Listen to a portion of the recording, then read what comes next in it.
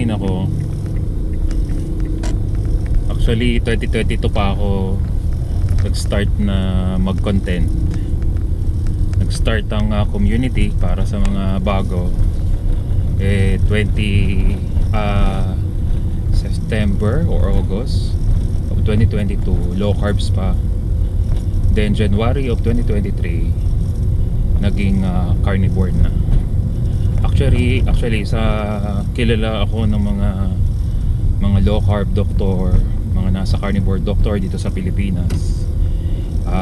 Tama ang opinion nila, masyado akong stricto po talaga ako, sapagkat para sa kaalaman ng lahat 2008 ay nasa food supplement po ako, and I am highly trained by the doctor at company speaker po ako.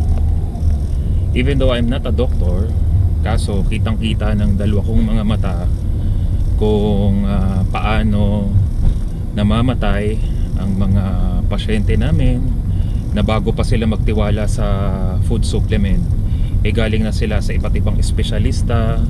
Ang dami ng mga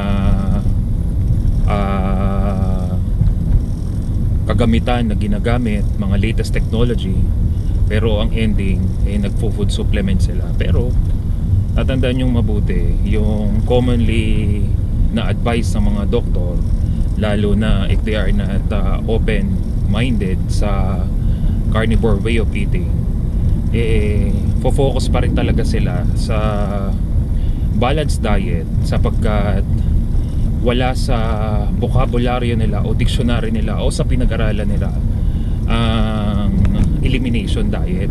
Hindi talaga. At ako po mismo, I myself,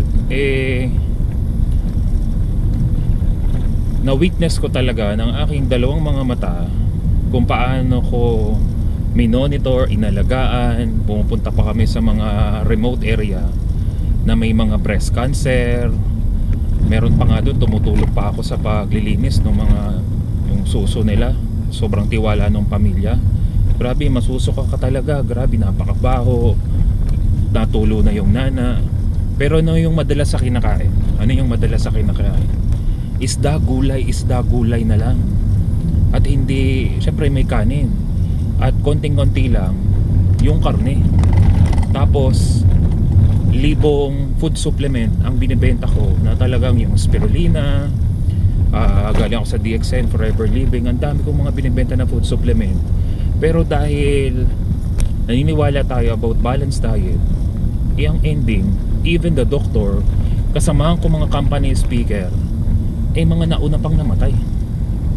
Kaya nung na-discover ko ang low carbs at hindi pa rin talaga totaling natulungan, kaya nag-shift to carnivore ako.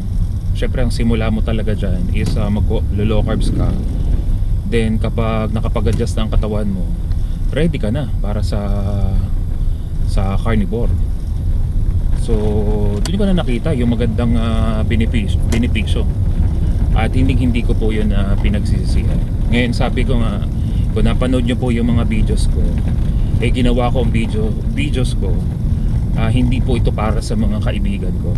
Ito po ay para sa mga taong nangangailangan ng impormasyon na hindi pangkaraniwan nilang nakikinig. Kahit pa 2 million followers, 5 million, 10 million followers, I really don't care. Sapagkat nagsimula naman po ako, yung community namin, ko po wala pang 100.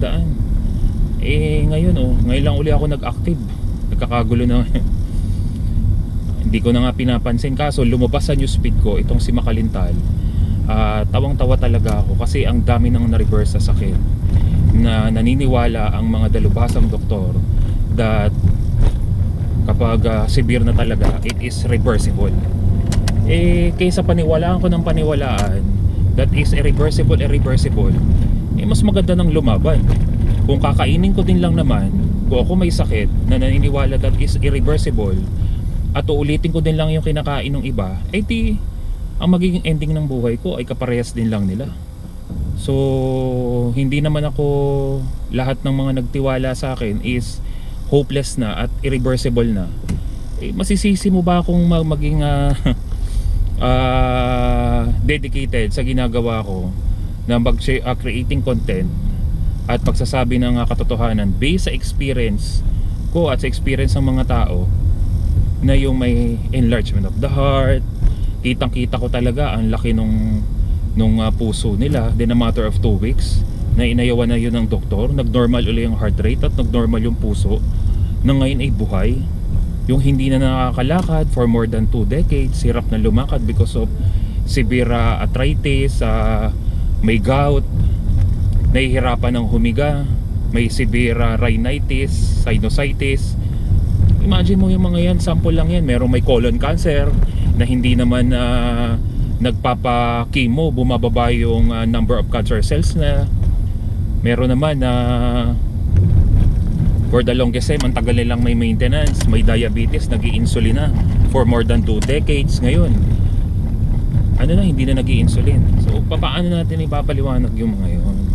Pero sila, mahirap talaga silang lumabas outside ng kanilang pinag-aralan sapagkat, di ba? Wala nga po tayong kikitain kapag healthy ang isang tao. O sila na ang magaling, sila na ang pinagtitiwalaan ng maraming tao. Anong naging ending? Hindi naman isa, dalawa. Pare-parehas lang naman kinakain ng ending, yun din. Dedo din. Ang problema sana kung namatay because of old age. Ang problema because of blockage. Hindi naman na hindi naman na gumaling. So anyway, nandito na ako sa pupuntahan ko. God bless everyone.